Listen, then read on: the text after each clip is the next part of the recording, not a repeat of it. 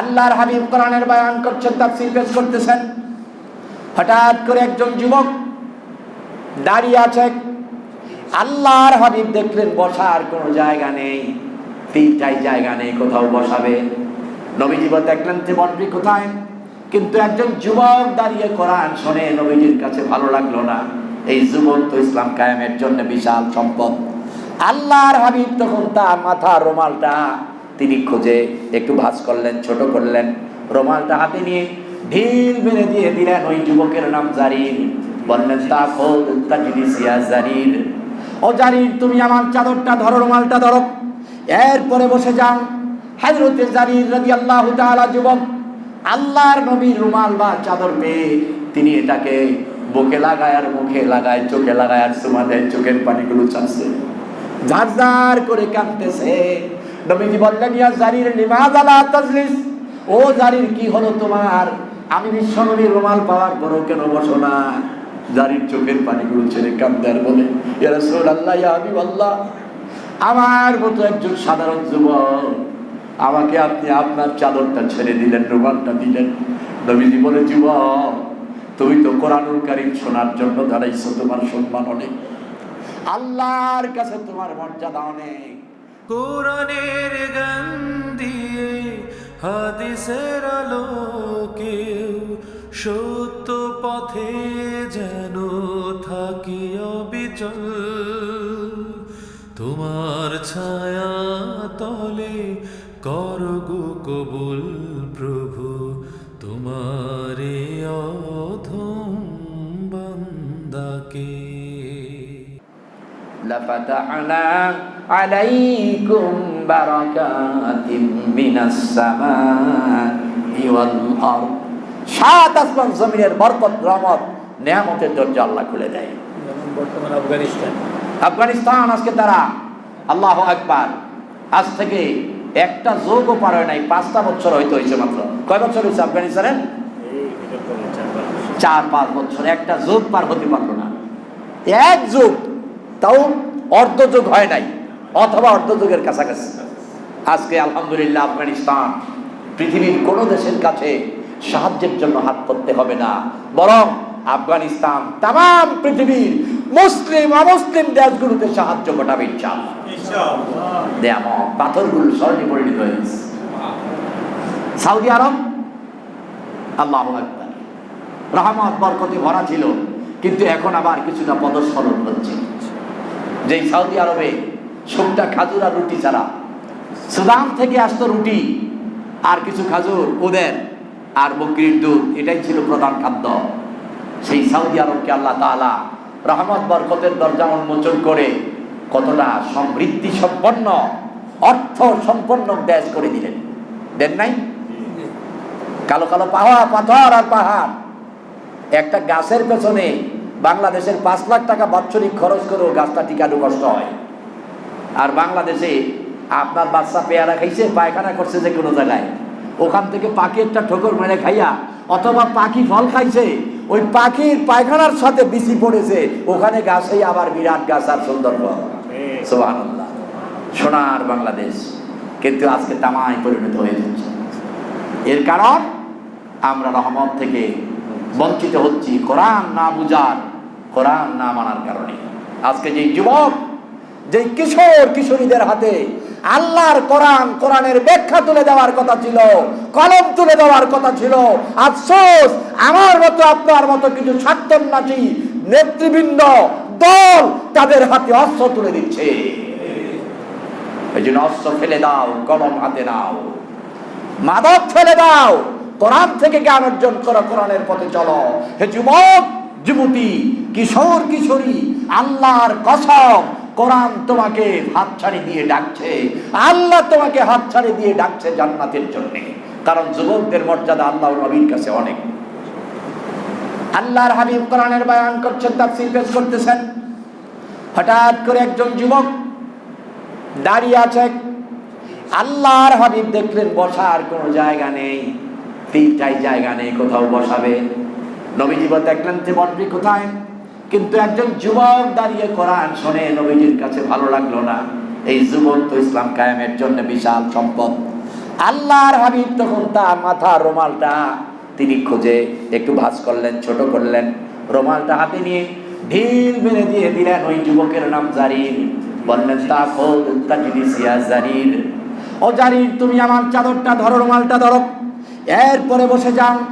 হযরতে জারির রাদিয়াল্লাহু তাআলা যুবক আল্লাহর নবীর রুমাল বা চাদর পেয়ে তিনি এটাকে বুকে লাগায় আর মুখে লাগায়, চোখে লাগায় আর চুমা দেয়, চোখের পানিগুলো চাচ্ছে, ঝারঝার করে কাঁদতেছে। নবীজি বললেন, ইয়া জারির লিমাযা লা তাজলিস, ও জারির কি হলো তোমার? আমি বিশ্বনবীর রুমাল পাওয়ার পরও কেন বসো না? জারির চোখের পানিগুলো ছেড়ে কাঁদতে আর বলে, ইয়া রাসূলুল্লাহ, ইয়া হাবিবাল্লাহ, আমার মতো একজন সাধারণ যুবক, আমাকে আপনি আপনার চাদরটা ছেড়ে দিলেন, রুমালটা দিলেন। নবীজি বলে, যুবক তুমি তো কোরআনুল কারীম শোনার জন্য দাঁড়াইছো, তোমার সম্মান অনেক, আল্লাহর কাছে তোমার মর্যাদা অনেক, কারণ তুমি তো আলেমুল ইলম হয়ে গেছো কোরআন শোনার জন্য। যুবক তুমি বসো। যুবক বলে, রাসূলুল্লাহ, আল্লাহর কসম আমি এই চাদরে বসতে পারি না। আমি কি পারি বিশ্বনবীর চাদরটা বিছায়া, রুমালটা বিছায়া বসতে? ওগো রাসূলুল্লাহ, আমারে আপনি ইজ্জত বাড়ায়া দিলেন, আমারে সম্মান দিলেন, আপনাকে আমি কি দেব? আমি আপনার জন্য দোয়া করি, আকরামতানি আকরামাকাল্লাহ ইয়া রাসূলুল্লাহ, আমারে আপনি ইজ্জত দিয়েছেন, আকরামতানি, আমাকে আপনি সম্মান দিয়েছেন নবীজি, আকরামাকাল্লাহ, আল্লাহ যেন আপনার সম্মানকে আরো বাড়ায়া দেয়। আল্লাহর হাবিব বুঝিয়েছে, তার জন্য আবার দোয়া করলেন। আমার ভাইয়েরা, এই জন্য যুবকদের মর্যাদা আল্লাহ রাব্বুল আলামিনের কাছে অনেক বেশি। কিশোর কিশোরীদের মর্যাদা আল্লাহ রাব্বুল আলামিনের কাছে অনেক বেশি। এই পৃথিবীর কোন রাষ্ট্র, এই পৃথিবীর কোন জাতি, এই পৃথিবীর কোন মানুষ যদি কাউকে টার্গেট, পরিবারকে টার্গেট নেয় যে আমি একটি পরিবারকে ধ্বংস করতে চাই, আমি একটি মহল্লাকে ধ্বংস করতে চাই, একটি দেশ, একটি জাতিকে ধ্বংস করে দিতে চাই, তাহলে সফল হওয়ার একটাই মাত্র মাধ্যম হলো কিশোর কিশোরী যুবক যুবতীদেরকে কোরআন থেকে, দ্বীন থেকে, ইসলাম থেকে ত্রাসের দিকে, মাদকের দিকে, নেশার দিকে নিয়ে যাওয়া। এটা একমাত্র মাধ্যম এবং সফল। এতে করে সফল হয়ে যাবে, এতে করে সফল হয়ে যাবে। আপনি দেখেন ইংরেজদের একটা চক্রান্ত আমার এশিয়া মহাদেশের কিছু আলেমদেরকে তারা কি যেন বুঝিয়েছিলেন, ঐক্যবদ্ধ করেছিলেন, তারাও বুঝলেন, ঐক্যবদ্ধ হলেন, হুট করে একটা ফতোয়া দিয়ে দিলেন, মুসলমানদের জন্য ইংরেজি শিক্ষা হারাম, মুসলমানদের জন্য ইংরেজি শিক্ষা হারাম। এটা ইংরেজদের চক্রান্তের একটি অংশ ছিল, তাদেরকে বাইলট করে, তাদেরকে হাদিয়া উপহার দিয়া মুসলমানদের জন্য ইংরেজি শিক্ষা হারাম। এই জন্যে পূর্ব পাকিস্তান এবং মহাভারতে মুসলমানরা হতো অফিসার, ক্লিনম্যান, একেবারে নিম্ন শ্রেণীর চাকরিগুলা, আর অমুসলিমরা হতো অফিসার। ওই অমুসলিমদের জুতা খুলে দিত মুসলমানেরা, টেবিল পরিষ্কার করতো মুসলমানেরা, চা খাওয়াতো মুসলমানেরা, কারণ ইংরেজি পারে না, তার ভালো চাকরিও সম্ভব না।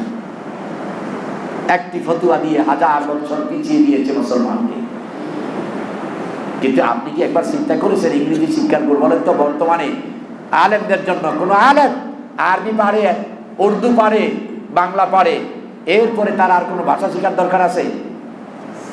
আরবিতে পণ্ডিত, ভালো আলেম, আরবিতে পণ্ডিত, উর্দুতে পণ্ডিত, বাংলাতেও পণ্ডিত, তার আর কোনো ভাষা শেখার জরুরিয়াত আছে? আছে। বলেন তো কোন ভাষা? ইংরেজি। অবশ্যই তার ইংরেজি শেখা জরুরি। বলবেন হুজুর কেন? এই কেনর জবাব হচ্ছে, আপনি যারা দিনের দাওয়াত পায় নাই তাদের কাছে দিনের দাওয়াত দেওয়া খুব জরুরি। দিনের দাওয়াত যারা পায় নাই, অমুসলিমদের কাছে ইসলামের দাওয়াত দেওয়ার খুব গুরুত্ব অনেক বেশি, অপরিসীম। তাহলে আজকের পৃথিবীতে, আজকের এই একবিংশ শতাব্দীর তাম পৃথিবীর মধ্যে যে আপনি অমুসলিমদেরকে জড়িত করেন, তাহলে এই তাম পৃথিবীর অমুসলিমদের শতকরা 82% হলো ইংরেজি ভাষায় ভাষাবিদ, ইংরেজি বুঝে।